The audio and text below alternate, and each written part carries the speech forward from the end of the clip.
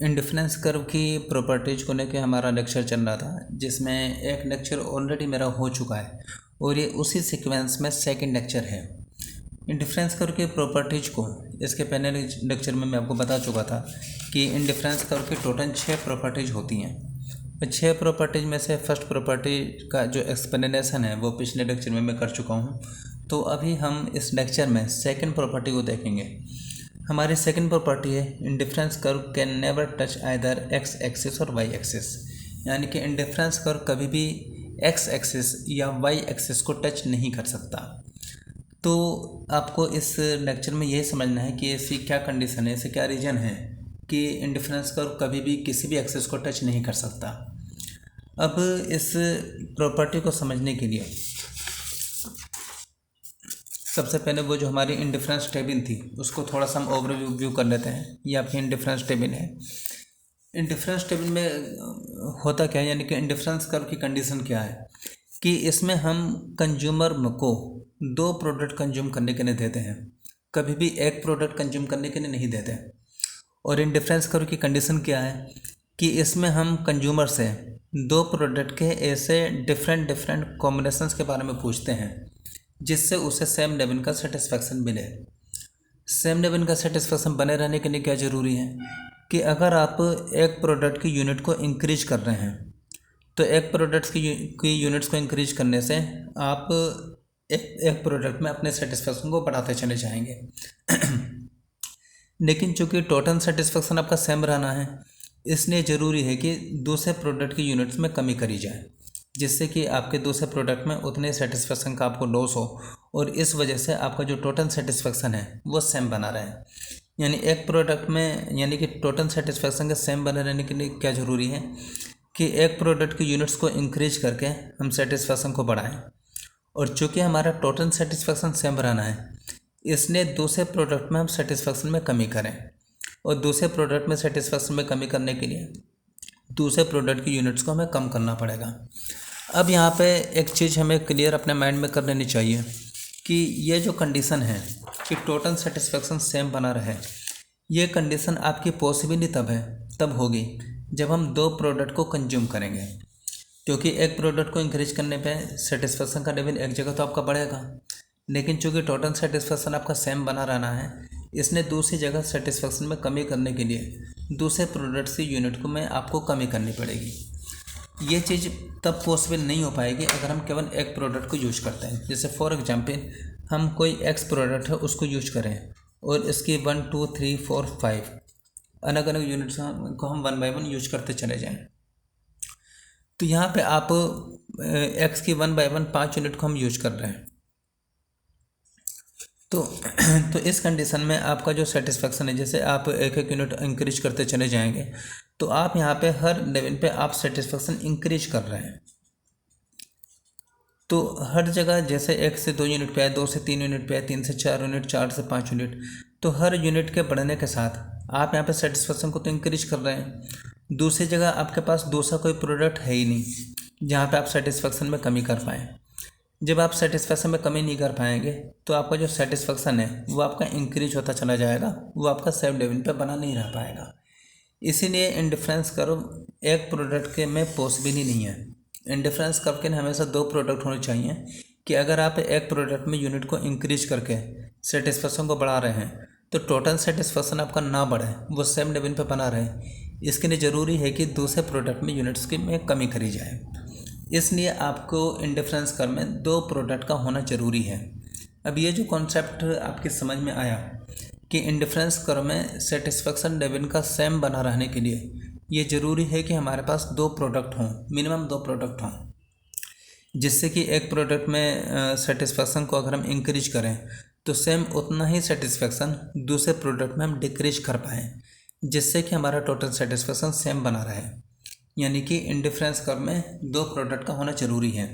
यही कॉन्सेप्ट आपकी second property में एप्लीकेबल होता है।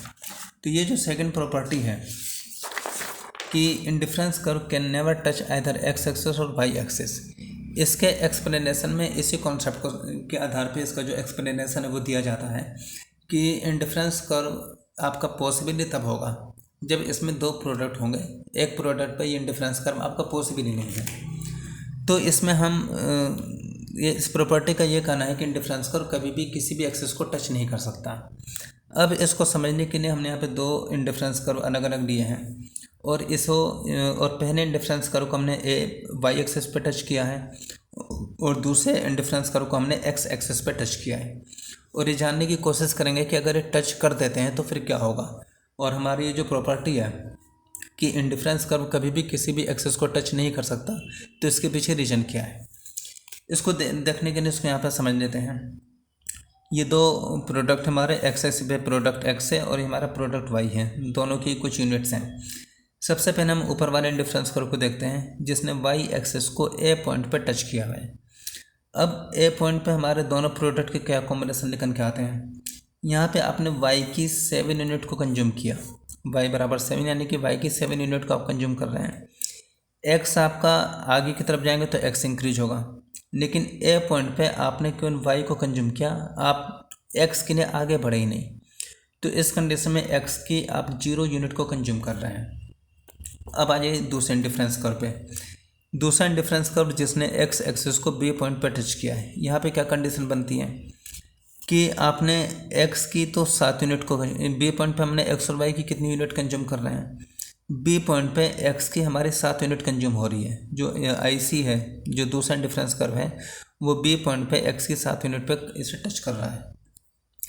तो b पॉइंट पे आप x की 7 यूनिट को कंज्यूम कर रहे हैं, लेकिन y की आपकी 0 यूनिट कंज्यूम हो रही है, क्योंकि y के लिए आपको ऊपर जाना पड़ेगा और इस पॉइंट पे आप ऊपर चले ही नहीं, तो y की आपकी 0 यूनिट हुई।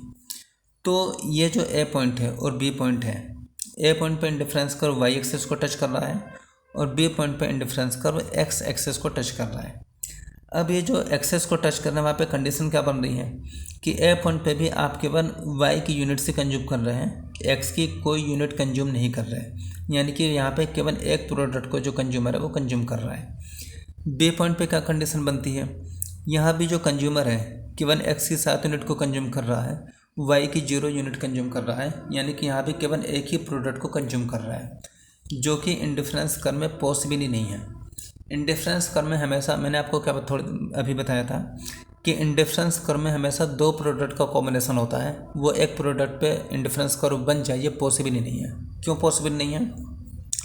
क्योंकि इंडिफरेंस कर्व की कंडीशन क्या है कि हमारा टोटल सेटिस्फेक्शन सेम बना रहना चाहिए।